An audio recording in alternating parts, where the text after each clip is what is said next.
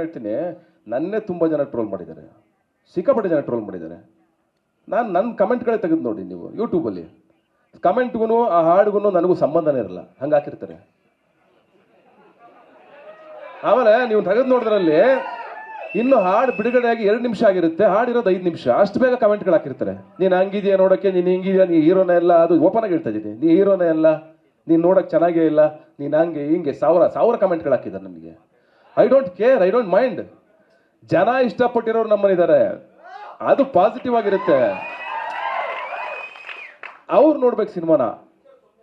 ಇರೋ 1 ನಿಮಿಷ ಇರೋ ಬೇಡಕಂಡ್ರು, ಇಲ್ಲೇನೋ ಭಾಳ ಸೆನ್ಸಿಬಲ್, 1 ನಿಮಿಷ ಸೆನ್ಸಿಬಲ್ ಆಗಿರೋ ಮಾತಾಡ್ತಿದ್ವಿ ಈ ವಿಚಾರದಲ್ಲಿ. ಇಲ್ಲ ಏನಿಲ್ಲ, ವೆರಿ ಪಾಸಿಟಿವ್ ಆಗಿ ನಾವು ಹೋಗೋಣ ಅನ್ನೋ ವಿಚಾರ ಅಷ್ಟೇ. ಅಂದ್ರೆ ನಮ್ಮ ಮಧ್ಯೆನೇ ನಾವು ಈಗ ಚೇತು ಹೇಳ್ದಂಗೆ ಯಾವುದೋ ವಿಚಾರಗಳಲ್ಲಿ ಸಾಂಗ್ ಬರೋಕ್ಕಿಂತ ಮುಂಚೆನೇ ನಾವು ಡಿಸೈಡ್ ಮಾಡೋದು ಬೇಡ ಅನ್ನೋ ವಿಚಾರದಲ್ಲಿ ನಾವು ಹೇಳಿದ್ದಷ್ಟೇ.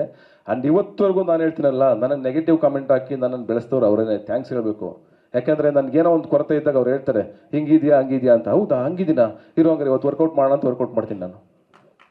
ಅಯ್ಯೋ ಚೆನ್ನಾಗಿಲ್ವಾ ಡ್ಯಾನ್ಸು, ಚೆನ್ನಾಗಿ ಮಾಡಿಲ್ವಾ, ಇರೋ ಹಂಗಿರೋ ಸ್ವಲ್ಪ ಪ್ರಾಕ್ಟೀಸ್ ಜಾಸ್ತಿ ಮಾಡೋಣ ಅನ್ನೋದನ್ನು ಚಾಲೆಂಜಿಂಗ್ ತೊಗೋತೀನಿ ನಾನು. ಇವನ್ ಸಂತು ಮಾಸ್ಟರ್ ನನಗೆ 15 ದಿವಸ ಹಾಕೊಂಡು ರುಬ್ಬಿದ್ರು. ನಿಮ್ಗೆ ಗೊತ್ತು, ನಾನು ಬರ್ತಾ ಏನು ಡ್ಯಾನ್ಸರ್ ಅಲ್ಲ, ಡ್ಯಾನ್ಸ್ ಕಲ್ತವನಲ್ಲ.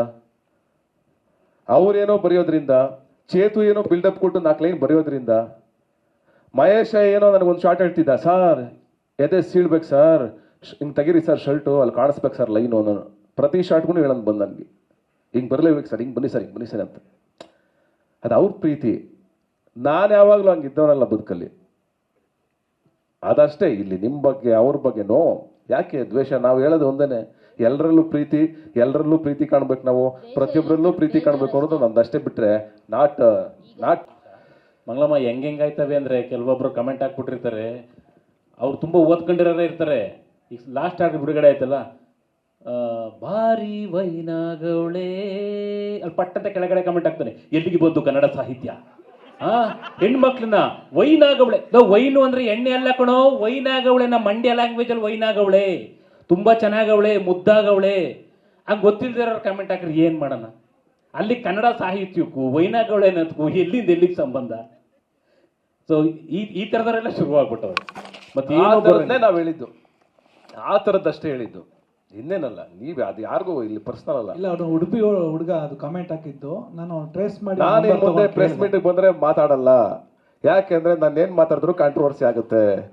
ಇನ್ನು ಮುಂದೆ ನಾನು ಮಾತಾಡಲ್ಲ. ನನಗೆ ಮನೇಲಿ ಹೇಳಿ ಕಳ್ಸಿದ್ರು, ನೀವು ಮಾತಾಡ್ಬಿಡಿ ಜಾಸ್ತಿ, ನಗ್ನಾಗ್ತಾ ಇರಿ ಅಂತ. ಆದ್ರೂ ನಾನು ಏನೋ ಮಾತಾಡಕ್ ಹೋಗಿ ಇನ್ನೇನೋ ಆಯ್ತು. ಇಲ್ಲ, ಹುಡುಗ ಕಾಲ್ ಮಾಡಿ ನಾನು ಕೇಳಿದೆ, ಯಾಕಪ್ಪ ನಿನಗೆ ಕೆಟ್ಟ ಸಾಹಿತ್ಯ ಅಂತ ಹಾಕಿದ್ಯಾ ಅಂತ ಕೇಳಿದೆ. ಅವ್ನು ಹೇಳಿದಿಲ್ಲ ಅಣ್ಣ, ವೈನ್ ಅಂತೆಲ್ಲ ಬರೆದ್ಬಿಟ್ಟಿದ್ದೀರ ನೀವು ಹೆಣ್ಮಕ್ಳಿಗೆ ಅಂದ್ರೆ. ಅಲ್ಲಪ್ಪ, ವೈನಾಗವಳೆ ಅಂದರೆ ಸುಂದರವಾಗಿದ್ದಾಳೆ ಅಂತ ಗೆಳೆಯಂಗೆ ಹೇಳಿದೆ. ಡಿಸ್ಟರಿ ಎಲ್ಲ ಪದಗಳು ಗೆಳೆಯ ಕಳಿಸ್ಕೊಟ್ಟ, ನಾನು ಸ್ಕ್ರೀನ್ಶಾಟ್ ಕಳಿಸ್ದೆ. ಅಣ್ಣ ಸಾರಿ ಅಣ್ಣ, ಅದು ನಾನು ತಪ್ಪು ತಿಳ್ಕೊಂಡೆ ಅಂತ ಹೇಳಿದೆ. ಈ ಥರ ಗೊತ್ತಿದ್ದಂಗೆ ಕಮೆಂಟ್ ಹಾಕಿರ್ತಾರೆ. ನಾವು ಸಾಂಗ್ ಬಗ್ಗೆ ಹೋಗೋಣ, ಸಾಕು ಇನ್ಮೇಲೆ ದಯವಿಟ್ಟು ಅಷ್ಟೇ. ಇನ್ನೇನಾದರೂ ಇದ್ರೆ ಸಾಂಗ್ ಬಗ್ಗೆ ಕೇಳಿ please. Thank you. And song ನೋಡಿದ್ದೀರಾ, ನಿಮಗೆ ಗೊತ್ತಿದೆ ಹೆಂಗೆ ಬಂದಿದೆ ಅಂತ, ನೀವು ಹೇಳಿ. ಅಫ್ಕೋರ್ಸ್ ಬಹುಶಃ ಎಲ್ಲರೂ ಪ್ರಶ್ನೆಗೆ ಉತ್ತರ ಆಯಿತು ಅಂತ ಅನ್ಸುತ್ತೆ. Thank you so much.